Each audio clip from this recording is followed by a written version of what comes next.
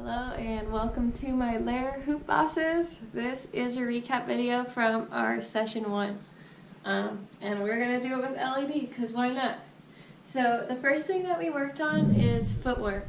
And we started this footwork by kind of thinking about lifting up with our core up through the body. And so we're taking these baby steps. I'll step back so you can see my step. So since I'm hooping to the right, I'm turning to the right. I'm going to turn this camera. Okay. I'm turning to the right, and so I take one step back to the right, and then my left foot probably might take a little bit bigger step to compensate. So we're lifting up. The hoop might lift up to your chest, and you can even lift onto your toes. And you can kind of try moving across the room with this. Little steps. Feet stay close together here. We kind of get a little bit more speed. And then you can add the arms too. You actually will add the dips. So you want to spice it up. On an exhale, you can lower your body down. Inhale to come up. Down, up, down, up. And then you can add your arms. I like to bring my arms together on the exhale and open them as I lift. So now you have all of these timing and speed changes. You can practice them to music and hopefully get a rhythm. You can kind of use them to control the speed of your hoop and your dance too. Whew, I'm out of breath. And then we worked on the wide steps, which are some of my favorites. So if you hoop to the right, your right foot's going to be the first to step back. If you hoop to the left, your left foot will step back. So I'll start here. My feet are wide, my knees are slightly bent. Right foot steps back, left steps forward. Right foot steps back, left steps forward. So you can stay kind of low here. You can move through space, and it makes it a lot easier to chest hoop when you get to that point. And the other thing to think about too is that I'm pushing the hoop back as I turn back. And that's what gives me the most control. So you can try rotating between all of those things. And then we worked on our tosses. So having the hoop in a rising current, which just means that the hoop's rising as it crosses in front of your body. See how it rises when it crosses my chest? This way. This is a falling current, and you can tell because when the hoop crosses my body, it's falling down. Rising current. And then for the throw, you wait till your hand touches the top of the hoop and just point your finger up where you want it to go. You can even extend your arm all the way up, and then you'll catch it by putting the hand back in. Can't really toss super well right now because the ceiling's in my way. So rising current. Now we're going to throw it up and slightly to the right, and you're going to try to catch it right on the bottom of the hoop. So it looks like this, and your throw can be really small.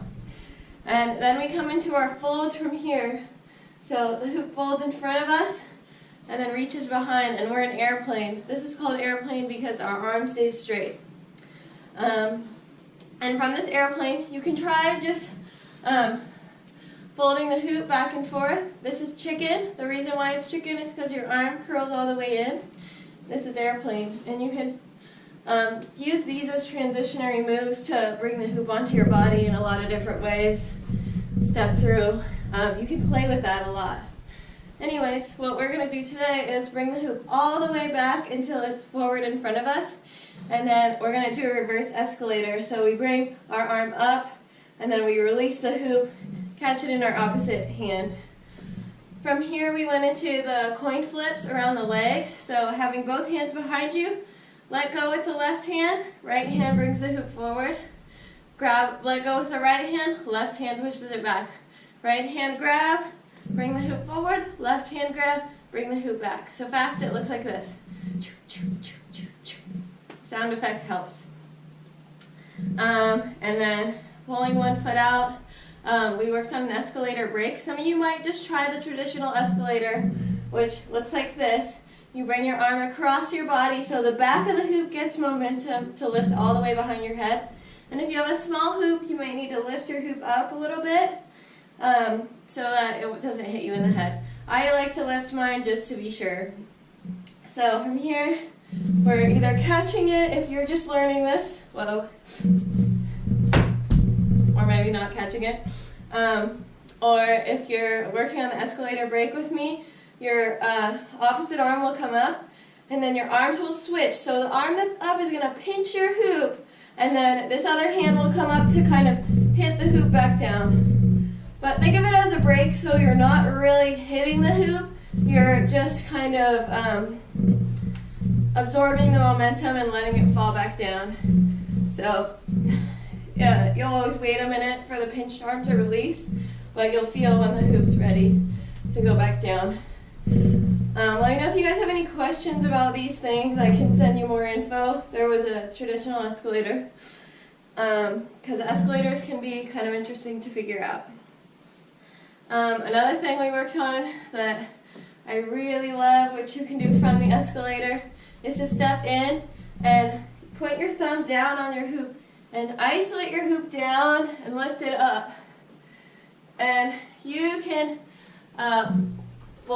bend forward to kind of exaggerate this move, or you can stay right where you are and lift the hoop as you isolate down it. So here, isolate up, isolate back down. You can even step out of it, or you can go right back into your escalator position. Here's me bending forward. Here's me not bending forward. And then we also went from here right into a barrel roll isolation. So for that one, I'm going to turn my body to meet my hand, turn my back away from my hoop, and my arm comes up, point my hand and my feet this way, and then bring the hoop to my belly and my hand to my belly. So hand and foot go this way, feet point away, hoop points up, hand and feet go this way, and hand to the stomach. So eventually you all move, but your hoop stays in the same place. And you can use your footwork to dance a little bit. It's always fun. Let's see. Then we did just this nice little start. It's kind of a half escalator. Malin named it a fan, which I think is cute. So you halfway lift the hoop, and your opposite hand's just going to catch it right at your waist. And now you're in this break position. You'll find that you need to give a lot less force than a real escalator to kind of catch it in that perfect spot. But as long as you start transitioning into breaks, it doesn't really matter where you catch it. I mean, obviously, if you stop it right there, it's going to give you a really clean look. But that will come with time. And then we worked on my favorite move, the elbow toss, which I can't exactly show you in here, but I'll show you how we got into it. We put our arms straight out so that it's parallel to the floor, and then we give our hoop a nice toss to get it going. And you'll kind of lift your arm up and down. From here, you're going to look for the gap in front of your arm so that you can fold your elbow in, and you can practice moving your elbow in and out. It's kind of a fun exercise. And then you're going to count out the moments when the hoop hits the top of your elbow. So now, now, now, now, now. And one of those times when you're ready, you're going to point your elbow straight up to the sky. Now, now, now, shoo. And the hoop will fly, and then you can catch it in your hand, or you can try to catch it in your elbow. We can work on that again in another class when we have high ceilings. And yeah, I think that covers most of what we learned yesterday. It's been so awesome having you guys in class, and I'm really excited for what the next 4 weeks have in store for us. So please message me if you have any questions, and I will see you next week.